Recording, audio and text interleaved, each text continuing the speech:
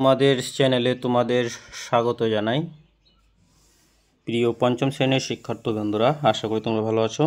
তো আজকের আলোচ্য বিষয় ফার্স্ট সামারটিভ ইভ্যালুয়েশন ক্লাস 5-এর পরিবেশের একটি প্রশ্নপত্র নিয়ে।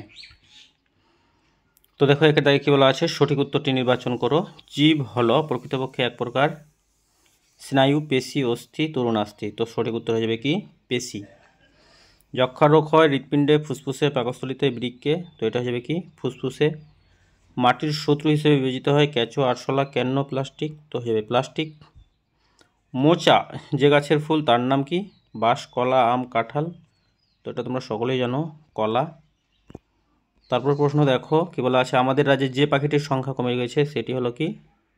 চড়ুই, টিয়া, মুরগি, শকুন। তো হয়ে যাবে শকুন।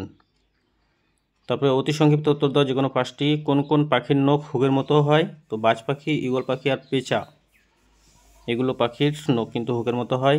অস্থি মজবুত করার জন্য কোন খনিজ উপাদানের দরকার হয়? তো এটা যাবে ক্যালসিয়াম। চামড়ায় মেলানিন থাকার সুবিধা কি? তো চামড়ায় মেলানিন থাকলে কি হয়? চামড়ার মধ্যে ক্যান্সার হয় না। মেলানিন কিন্তু ক্যান্সার প্রতিরোধ করে, যার জন্য কালো চামড়ার মানুষদের ত্বকের ক্যান্সার খুব কম হয়। কোন প্রাণী মাটির উর্বরতা বাড়ায়? তো কেঁচো মাটির উর্বরতা বাড়ায়।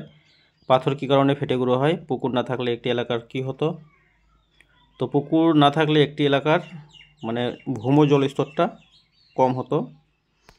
একটি আশ্বিন মাছের নাম লেখো। তো শিঙি, বোয়াল, মাগুর এগুলো কিন্তু আশ্বিন মাছ। এছাড়াও তোমরা অন্যান্য মাছগুলোর নামও লিখতে পারো। 3 দাগে সংক্ষিপ্ত উত্তর দাও যে কোনো 5টি। পেশির যত্ন নিতে কী করা দরকার? চামড়াকে বর্ম বলা হয় কেন? ওআরএস বাড়িতে কীভাবে তৈরি করবে? লতানো গাছের আকর্ষক কী কাজ করে? উদাহরণসহ মেরুদণ্ডী প্রাণী, অমেরুদণ্ডী প্রাণী কাকে বলে লেখো। মাটির জলস্তর কীভাবে নেমে যাচ্ছে? প্রাণীরা কী কী বিষয়ে উদ্ভিদের ওপর নির্ভরশীল।